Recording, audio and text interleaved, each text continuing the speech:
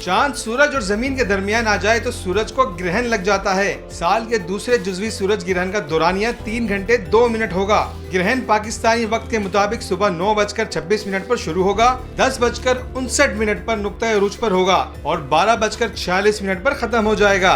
मुफ्ती मोहम्मद नईम ने बताया कि सूरज ग्रहण पर इस्लामी नुक्ता नजर क्या है। कहते हैं कि हजरत मोहम्मद सल्लल्लाहु अलैहि वसल्लम ने फरमाया कि सूरज और चांद को ग्रहण लगना भी अल्लाह ताला की निशानियों में से है। बहुत कम देखे जाने वाले इस ग्रहण के दौरान आसमान पर आग की अंगीठी जैसा मंजर होगा। माहिरीन अमराज चश्म ने खबरदार किया है कि सूरज ग्रहण बराह रास्त देखने से बिनाई मुतासिर होने का खदशा है।